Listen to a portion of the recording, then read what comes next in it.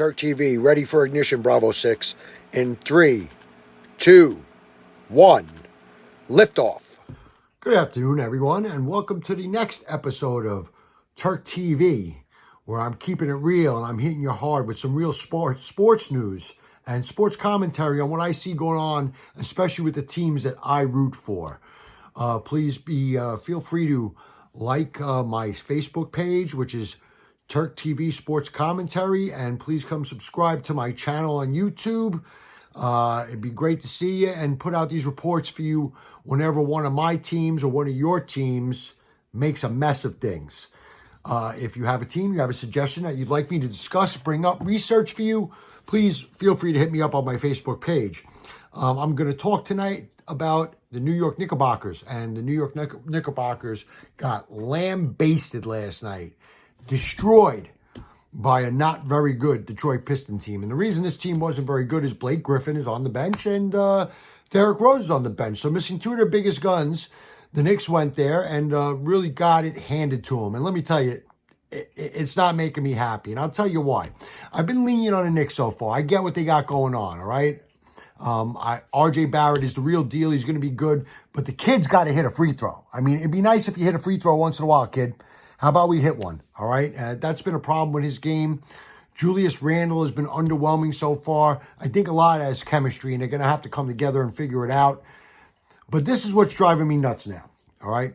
Now, first of all, this team is not going to be very good this year, and we're all really aware of that. And we see it for where it is.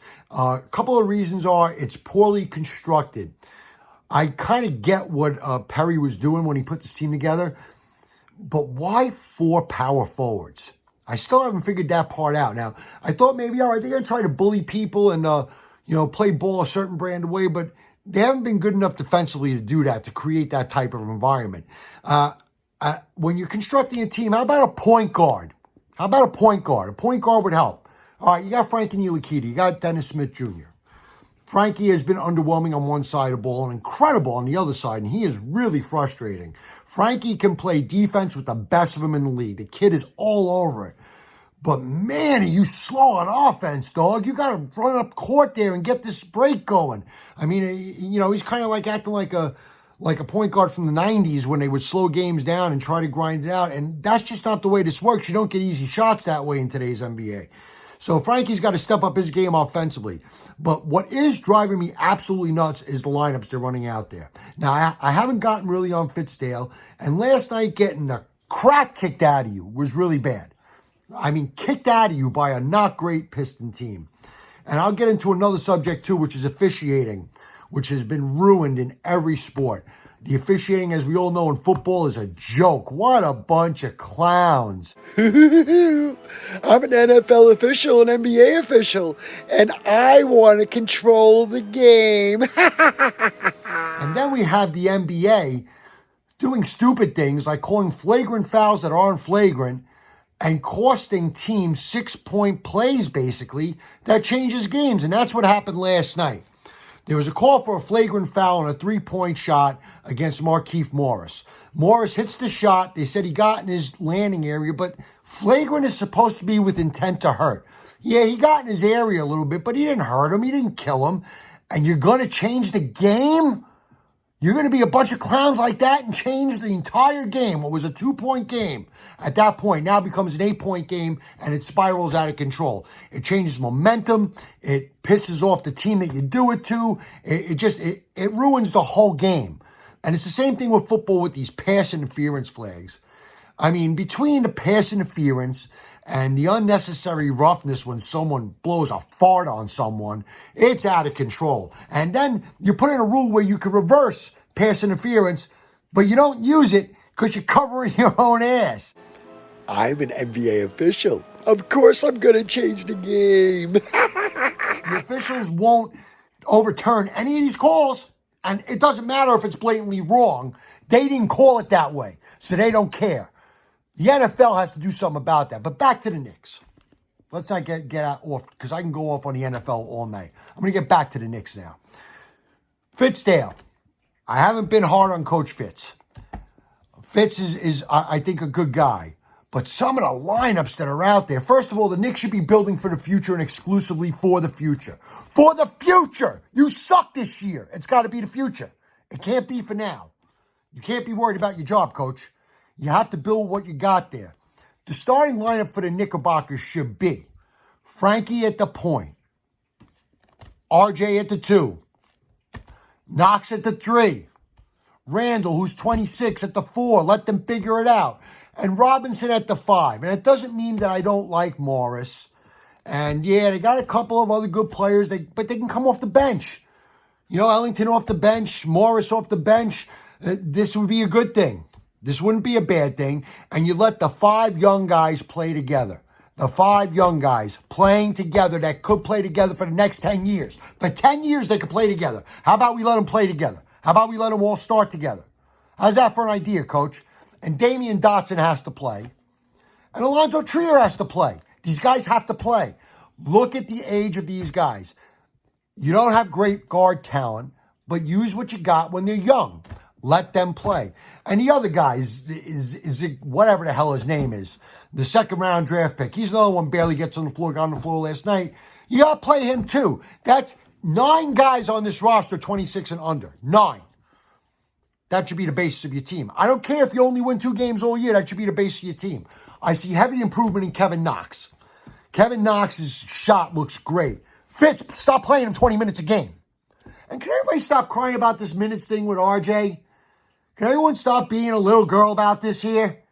Oh, he's playing too many minutes. Oh, he's playing too much. Oh, wah, wah.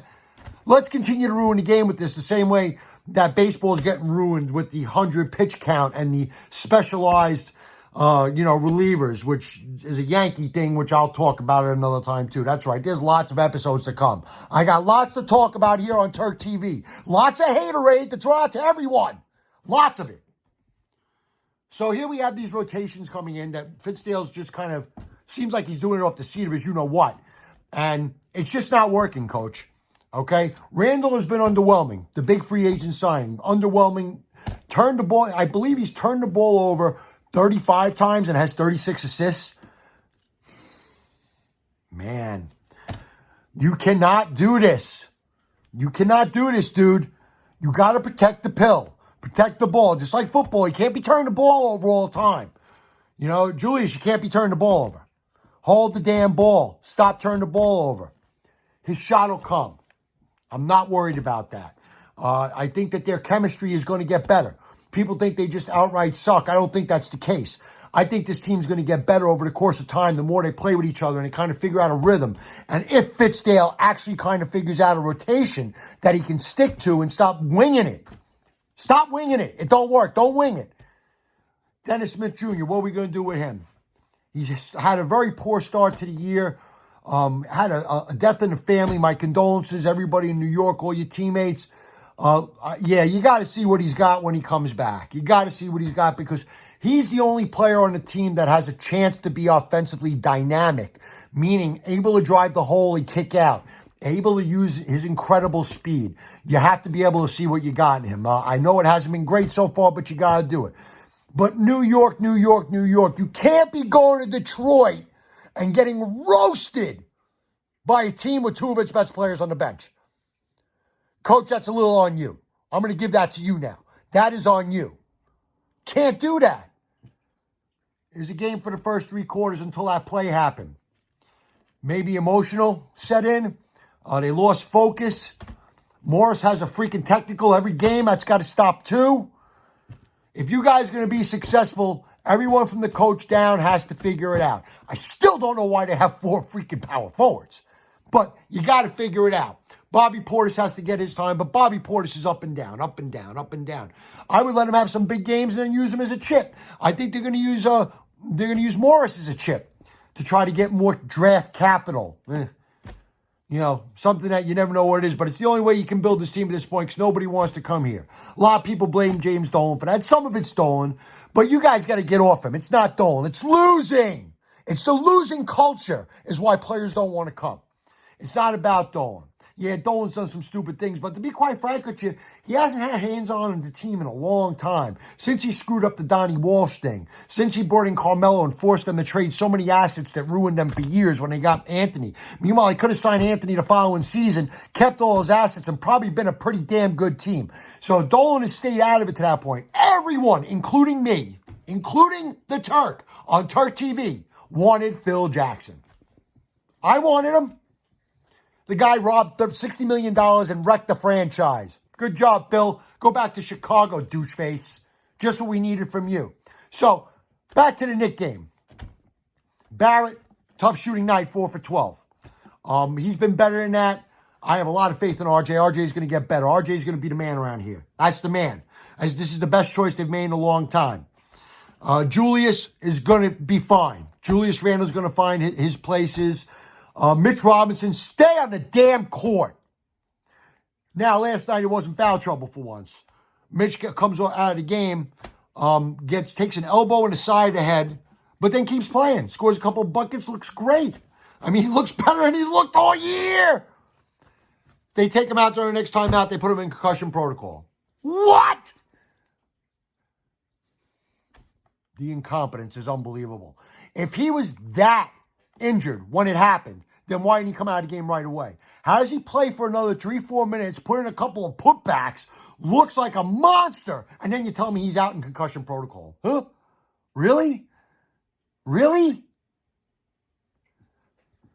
Unbelievable. You can't make it up. So Mitch Robinson's biggest problem is that he can't stay on the court. Dog's got to stay on the court. He's got to be one of the dogs. The team is different with him out there. That's something that every Knicks fan sees. When he's on the floor, it's different. It's real different. There's a defensive presence in the middle. A big-time defensive presence in the middle. Offensive rebounding, he gets a ton of them.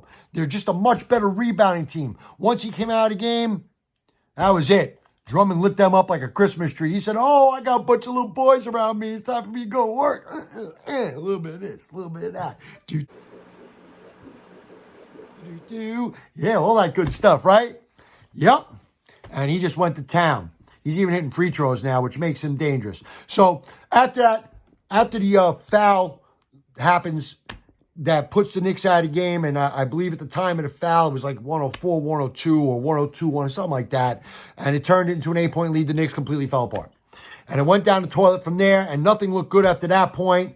And I left that game with a real sour taste, because that's a team that, with the players the Knicks have, especially with Rose and Griffin not playing, they should win that game. They can and should win that game with those two guys not playing.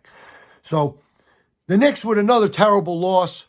And tomorrow night, they get to see our old friends, Kristaps Porzingis. You broke-legged, ugly, tall, oversized traitor with you and your brother whining and crying your way out of New York. My name is Kristaps Porzingis. I'm the unicorn. I don't want to play here no more. I have a boo-boo. I don't like that the team sucks. Maybe if you were on the court once in a while, we wouldn't have sucked. Maybe if you didn't get hurt all the time and you actually played, we wouldn't have sucked. Hey, Chris, nobody in New York likes you, bro. You're gone. You're out. See ya. You're gone. Don't be talking good about us before the game. I got nothing against New York. The fans are great. You're a douche face. You're an absolute douche face. Chris Douche Porzingis. KPD. Nah, man. You bitched your way out, so don't be talking nice to us. And you could expect when you eventually come to the Garden, because the Knicks are going to be in Dallas tomorrow, that you're going to get a hell of a reception. And I thoroughly expect Dallas and Luka Doncic to beat the living hell out of the Knicks tomorrow. Robinson's not playing because he's in concussion protocol. You know, back in the day, we called that a stinger. You know, my head hurts a little. Oh, yeah, you caught a ringer. You're good. Don't worry about it. Go back out there, Turk. No problem, coach. I'm out. Go play. I'm fine. I understand the safety issue, this and that. But again, is it the incompetence of him not playing because concussion protocol is a little soft maybe? Or is it incompetence on the Knicks' parts that he played an additional few minutes after the hit to the head and looked really good, like as if somebody knocked some sense into him. Go figure. So, the Knicks season's underway. The Knicks, the Giants, and the Jets are combined 4-21. Happy New York! Woo-hoo! Woo-wee! It's a party around here. The Rangers, New York Rangers, rebuilding themselves. Can't expect much there, but they have a good new player, Cabo Caco. I may get into them eventually at some point. The Islanders, who cares about the freaking Islanders? I don't care about the Islanders, but they're really good.